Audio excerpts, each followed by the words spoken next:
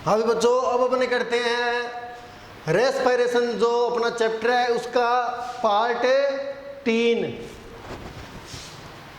देखिए ये मेरे व्हाट्सएप नंबर है 95215264, और आपको इस चैप्टर के नोट्स चाहिए पीडीएफ फॉर्म में, तो आप मुझे इन नंबरों पर मैसेज कीजिए 9521205264 ये व्हाट्सएप नंबर है। ठीक, मैसेज क्या लिखकर करना है, आपको लिखना है रेस्पिरेशन, और ये लिखकर इन नंबरों पर व्हाट्सएप मैसेज कर देना है। आपको इस चैप्टर के नोट्स पीडीएफ फॉर्म में मिल जाएंगे।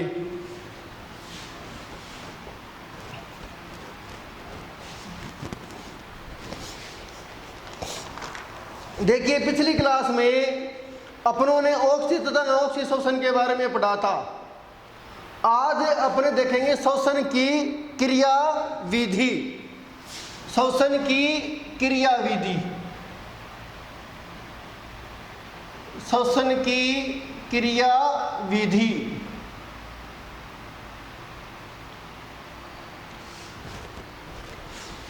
देखिए श्वसन क्रिया में मुख्य श्वसनाधार कार्बोहाइड्रेट होता है। ठीक, श्वसन क्रिया में मुख्य श्वसनाधार क्या होता है? कार्बोहाइड्रेट। ठीक, और यह क्रिया सामान्यतया ग्लूकोज से प्रारंभ होती है। किससे? ग्लूकोज से। ठीक, ग्लूकोज भी क्या है? कार्बोहाइड्रेट ही है। कार्बोहाइड्रेट की अनुपस्थिति में क्रमशः वसा एवं प्रोटीन का ऑक्सीकरण होता है। देखिए श्वसन की संपूर्ण प्रक्रिया का अध्ययन कई चरणों में किया जाता है, तो वो अपने चरण देखेंगे। मैं आपको एक आरेख द्वारा श्वसन की क्रिया विधि को संक्षेप में समझाऊंगा, फिर अपने डिटेल देखेंगे। देखिए आपने दो तरह का श्वसन किया था, ऑक्सी श्वसन और अनॉक्सी श्वसन।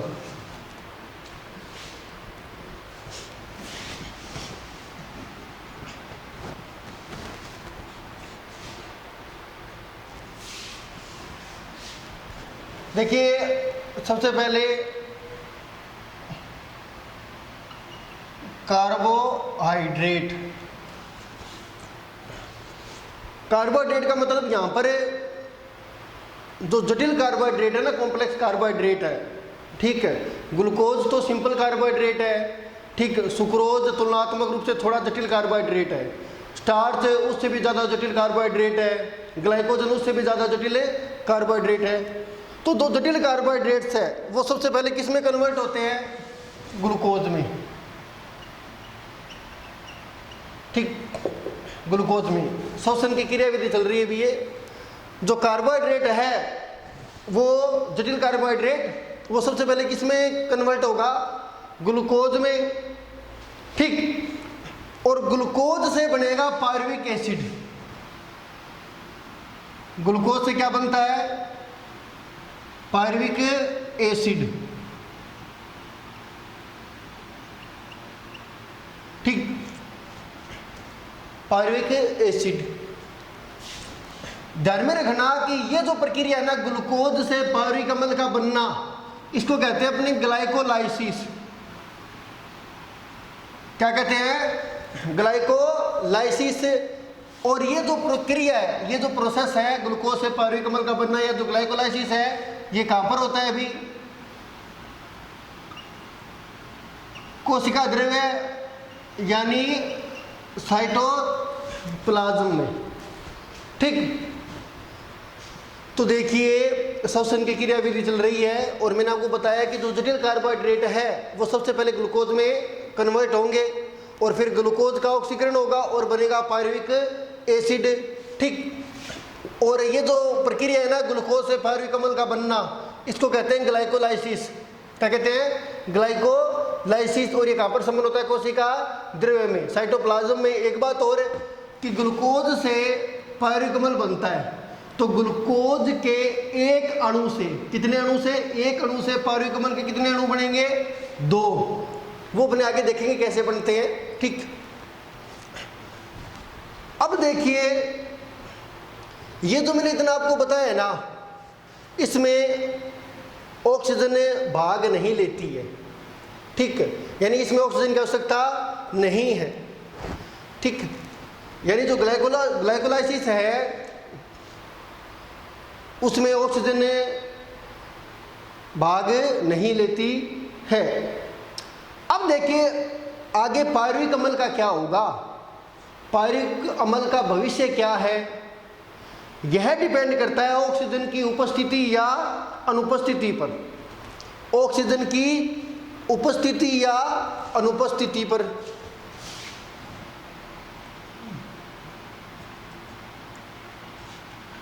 मान लीजिए O2 प्रेजेंट है, ऑक्सीजन क्या है, उपस्थित है।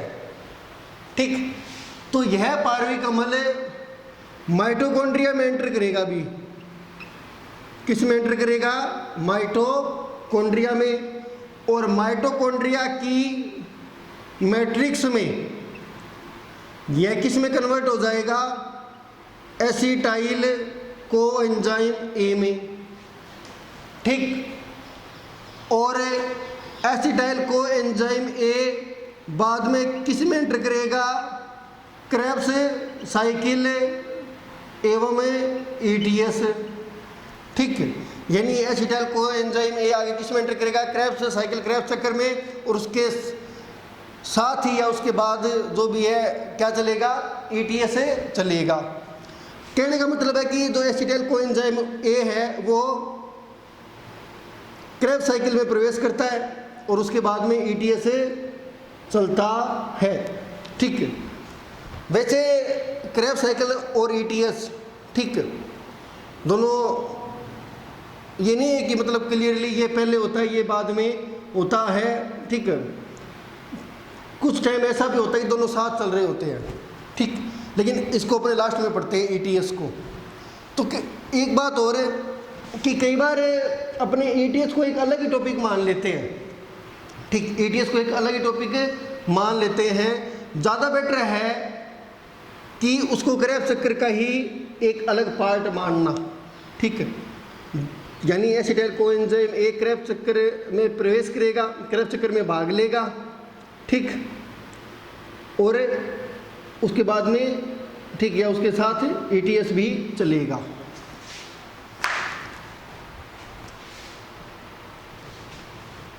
आगे देखिए,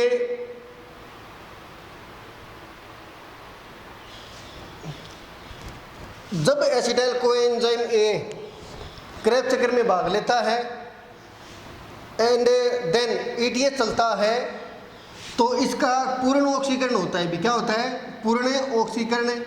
और अंत में क्या बनेगा, H2O व CO2 प्लस एनर्जी। एनर्जी मैंने आपको बताई थी 686 किलो कैलोरी। ये हो गया। इसको मैं दोबारा रिपीट कर देता हूँ एक बार। कार्बोहाइड्रेट, जटिल कार्बोहाइड्रेट सबसे पहले ग्लूकोज में कन्वर्ट होंगे। ग्लूकोज से बनेगा पारुई अम्ल। ग्लूकोज के एक अणु से पारुई अम्ल के 2 अणु बनेंगे।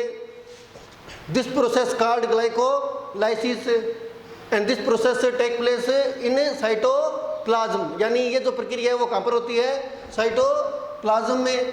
ठीक, अब क्या है, जो पायरुविक एसिड बना है इसका जो भविष्य है ठीक वो डिपेंड करता है ऑक्सीजन की उपस्थिति या अनुपस्थिति पर।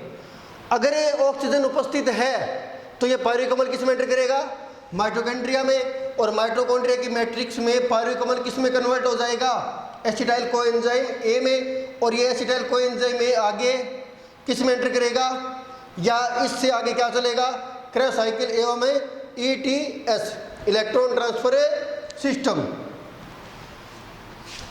और इस प्रकार इस प्रक्रिया के द्वारा ग्लूकोज का पूर्ण ऑक्सीकरण होगा या एसिटाइल कोएंजाइम ए का पूर्ण ऑक्सीकरण होगा। और एंड प्रोडक्ट क्या बनेंगे, ये H2O CO2 प्लस एनर्जी। अब देखिए, अगर ऑक्सीजन अनुपस्थित है, ऑक्सीजन अनुपस्थित है, O2 absent। अगर ऑक्सीजन अनुपस्थित है, ठीक है, तो क्या चलेगा अभी, क्या होगा, किण्वन होगा। क्या होगा, किण्वन होगा। और उसमें क्या होगा कि जो पार्विकमल है ना, वो या तो अल्कोहल में कन्वर्ट हो जाएगा, ठीक, या लैक्टिक एसिड में, या लैक्टिक एसिड में, ठीक है। तो आप इसको ऐसे भी कह सकते हो कि अगर ऑक्सीजन अनुपस्थित है तो पायरुविक अम्ल किस में कन्वर्ट होगा, अल्कोहल प्लस CO2 या लैक्टिक एसिड में। और इस प्रक्रिया को अपने कहते हैं फर्मेंटेशन यानी किण्वन, ठीक है। तो ये ऑक्सीजन की अनुपस्थिति में होगा अभी।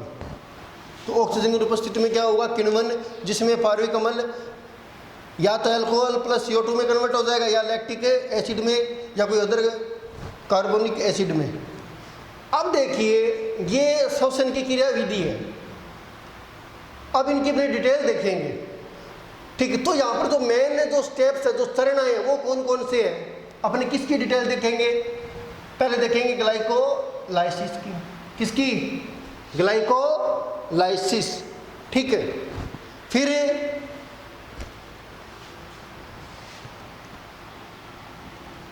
क्रेब्स साइकिल की, ठीक, ETS की, और फिर किण्वन की, ठीक। कहने का मतलब है कि अपनी ये चार चीज़ें देखेंगे। अब चार चीज़ें अपने पढ़ेंगे डिटेल में। अपने चार टॉपिक हो गए हैं, ग्लाइकोलाइसिस, ठीक, फिर अपने किण्वन भी देख सकते हैं 2 नंबर पर, ठीक, कोई भी देख लो, किण्वन ज़्यादा बेटर रहेगा। पहले किण्वन देखेंगे, ठीक, ग्लाइकोलाइसिस हो गया, फिर किण्वन देखेंगे, किण्वन क्या होता है, ठीक, कितने प्रकार का होता है, ठीक, जो कि ऑक्सीजन की अनुपस्थिति में होता है, और फिर क्रेब्स साइकिल, और अंत में ETS। तो ये हो गया। तो अपना टॉपिक जो है ना आपका, वो क्या है, ग्लाइकोलाइसिस।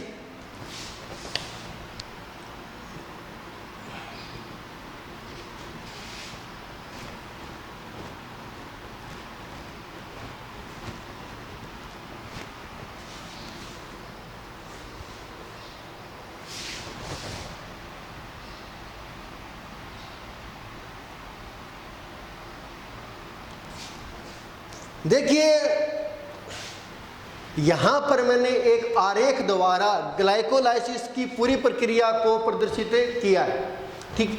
ग्लाइकोलाइसिस की जो संपूर्ण प्रक्रिया है ना, एक आरेख द्वारा मैंने यहां पर प्रदर्शित किया है, ठीक, आप देख रहे हो। अब इसी के बारे में अपने थ्योरिकल देखेंगे, ठीक, साथ में थ्योरी करेंगे, और जो 1-2 इम्पोर्टेंट बातें जो बाकी है इसमें सो नहीं हुई होगी, वो भी अपने देख लेंगे, ठीक है। तो सारी बातें मैंने यहाँ पर मेंशन नहीं किया। ग्लाइकोलाइसिस से संबंधित जो समीकरण है, इक्वेशन है, वो प्रदर्शित की गई है। ग्लाइकोलाइसिस से संबंधित कुछ 2-4 बातें और भी है, ठीक, वो अपने जो थ्योरी करेंगे इसकी, उसमें देखेंगे। तो ग्लाइकोलाइसिस है टॉपिक अपना, और ये ग्लाइकोलाइसिस की प्रक्रिया को प्रदर्शित करता हुआ एक आरेख है, ठीक है। तो देखिए ग्लाइकोलाइसिस शब्द की उत्पत्ति ग्रीक शब्द ग्लाइकोज व लाइसिस से हुई है। इस शब्द की जो उत्पत्ति है ना, वो एक ग्रीक शब्द से हुई है, ग्रीक शब्द से हुई है, ठीक है, ग्रीक शब्दों से हुई है, ग्लाइकोज और लाइसिस। देखिए ग्लाइकोलाइसिस शब्द की उत्पत्ति ग्रीक शब्दों, 2 शब्द अभी, ग्रीक शब्दों ग्लाइकोज, ग्लाइकोज, ठीक, वह लाइसिस से हुई है, ठीक। ग्लाइकोज का मतलब है ग्लूकोज, लाइसिस का मतलब है विघटन, क्या, विघटन। तो यानी ग्लाइकोलाइसिस में अपने क्या पढ़ते हैं, ग्लूकोज का टूटना या ग्लूकोज का विघटन, ग्लूकोज का टूटना या ग्लूकोज का विघटन। अब देखिए आगे, देखिए ग्लाइकोलाइसिस जटिल जैव रासायनिक प्रक्रम है भी। जो ग्लाइकोलाइसिस है वो जटिल जैव रासायनिक प्रक्रम है जिसमें क्रमबद्ध रूप से 10 अभिक्रियाएं चलती है। कितनी? 10। ठीक। जो ग्लाइकोलाइसिस है वो जटिल जैव रासायनिक प्रक्रम है। ठीक, यानी कॉम्प्लेक्स बायोकेमिकल प्रोसेस है एक। और इसमें कितने जैव रासायनिक यानी बायोकेमिकल रिएक्शंस होगी? 10। जैसे देखिए यहां पर आपको दिख भी रहा होगा कि ये जो इक्वेशन है एक के बाद में एक में, इनको याद करना आपके लिए काफी मुश्किल होगा क्योंकि ये प्रक्रिया थोड़ी कॉम्प्लेक्स होती है। देखिए जो ग्लाइकोलाइसिस के जो विभिन्न चरण है ना, ये चरण ही है। ग्लूकोज से ये बनता है, फिर इससे ये बनता है, फिर इससे ये बनता है, ये चरण है।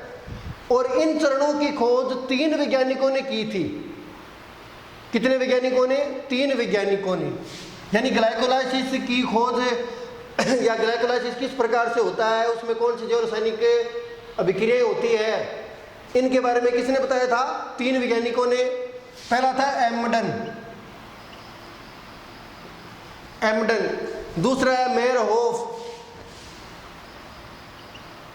और तीसरा है पारनस। ठीक। और इन्हीं के सम्मान में अपने ग्लाइकोलाइसिस को EMP, एमडन से E, मेयरहोफ से M और पारनस से P, EMP परिपथ भी कहते हैं या EMP पाथवे। ठीक, ग्लाइकोलाइसिस को अपने EMP परिपथ या EMP पाथवे कहते हैं क्योंकि ग्लाइकोलाइसिस की प्रक्रिया इन 3 वैज्ञानिकों ने बताई थी। तो इन 3 वैज्ञानिकों के सम्मान में EMP परिपथ कहा जाता है ग्लाइकोलाइसिस को। ठीक। देखिए मैंने आपको यह भी बता दिया था कि ग्लाइकोलाइसिस कहां पर संपन्न होता है अभी? साइटोप्लाज्म में। साइटोप्लाज्म में कहां पर संपन्न होता है? साइटोप्लाज्म में। देखिए चाहे ऑक्सीसब्सन हो चाहे अनऑक्सीसब्सन हो, चाहे ऑक्सीसब्सन हो चाहे अनऑक्सीसब्सन हो, ग्लाइकोलाइसिस दोनों में होता है। ठीक। अब देखिए ऑक्सीजन की इसमें आवश्यकता होती नहीं है। मैंने आपको बता दिया था कि इस प्रक्रिया में ऑक्सीजन की आवश्यकता नहीं होती। तो अब अपने करते हैं परिभाषा। परिभाषा क्या है इसकी?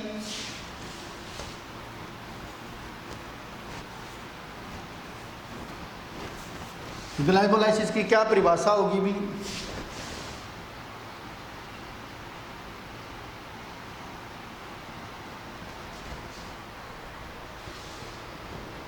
देखिए ग्लूकोज के एक अणु का क्रमबद्ध जैव रासायनिक अभिक्रियाओं द्वारा पायरुविक अम्ल में विघटन ग्लाइकोलाइसिस कहलाता है। ठीक। ग्लूकोज के एक अणु का C6H12O6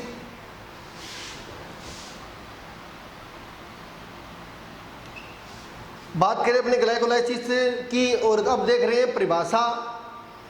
देखिए परिभाषा क्या होगी? ग्लूकोज के एक अणु का, ठीक, ग्लूकोज के एक अणु का क्रमबद्ध जैव रासायनिक अभिक्रियाओं द्वारा पायरुविक अम्ल में विघटन ग्लाइकोलाइसिस कहलाता है। यानी जो ग्लूकोज है ना उसका क्रमबद्ध विघटन होगा और वो किस में कन्वर्ट हो जाएगा? पायरुविक अम्ल में। इसको कहते हैं अपने ग्लाइकोलाइसिस। अब देखिए एक बात और है कि यहाँ पर ग्लूकोज के एक अणु से पायरुविक अम्ल के कितने अणु बनेंगे? 2। ये मैंने आपको बता दिया। ग्लूकोज कितने कार्बन युक्त कंपाउंड है? 6 कार्बन युक्त कंपाउंड है। और पायरुविक अम्ल 3 कार्बन युक्त कंपाउंड है। ये भी आपको याद रखना है, कंपटीशन एग्जाम में आता है भी कई बार। अब देखिए आगे कि ग्लाइकोलाइसिस की जो संपूर्ण प्रक्रिया है ना वो किस प्रकार होती है वो देखेंगे। यहाँ पर तो मैंने ग्लाइकोलाइसिस को एक ही समीकरण में बता दिया कि ग्लाइकोलाइसिस में ग्लूकोज से क्या बनेगा? पायरुविक अम्ल बनेगा। ठीक, ये ग्लूकोज है, ये पायरुविक अम्ल है। लेकिन संपूर्ण प्रक्रिया इतनी सरल नहीं होती। ठीक, एक ही चरण नहीं है यहाँ पर कि मैंने यहाँ पर तो एक ही चरण में ग्लूकोज लिया और क्या बना दिया? पायरुविक अम्ल। ठीक है, जो वास्तविक प्रक्रम है ना उसमें काफ़ी जैव रासायनिक अभिक्रियाएं होती है। यानी ग्लूकोज से पायरुविक अम्ल जो बनेगा ना वो सिंगल स्टेप रिएक्शन नहीं है। ग्लूकोज से पायरुविक अम्ल काफ़ी लंबे समय बाद बनता है। लंबे समय का मतलब हो गया कि बीच में अनेक जैव रासायनिक क्रियाएं होगी, जैसे कि यहाँ पर शो की गई है। देखिए ये कौन है? ग्लूकोज, और ये क्या है? पायरुविक अम्ल। दो अणु बना लिए ना, ग्लूकोज का एक अणु है और पायरुविक अम्ल का 2 अणु है। यहाँ पर तो मैंने सीधे शो कर दिया ग्लूकोज से पायरुविक अम्ल बनाए। ठीक, ग्लूकोज से पायरुविक अम्ल बनाए तो इसको बने कहते हैं ग्लाइकोलाइसिस। ठीक, लेकिन संपूर्ण प्रक्रिया थोड़ी जटिल होती है जिसमें अनेक मध्यवर्ती समीकरणें आती है या मध्यवर्ती कंपाउंड बनते हैं। तो ये संपूर्ण प्रक्रिया है ग्लाइकोलाइसिस की। तो ग्लूकोज से ये बनेगा, ये बनेगा, ये बनेगा, इस तरह चलता जाएगा और अंत में क्या बनेगा? Pyruvic acid. तो अब देखिए आगे अपने ग्लाइकोलाइसिस की जो संपूर्ण प्रक्रिया है ना उसको देखेंगे।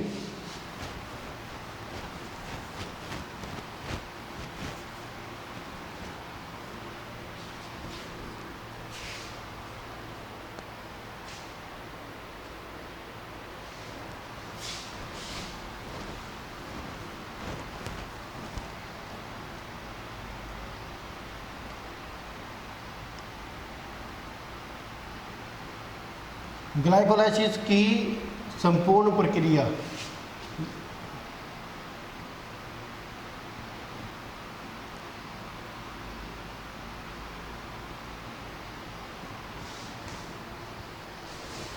ग्लाइकोलाइसिस की संपूर्ण प्रक्रिया। तो आज के लिए इतना ही। ठीक, संपूर्ण प्रक्रिया को अपने अगले पार्ट में करेंगे।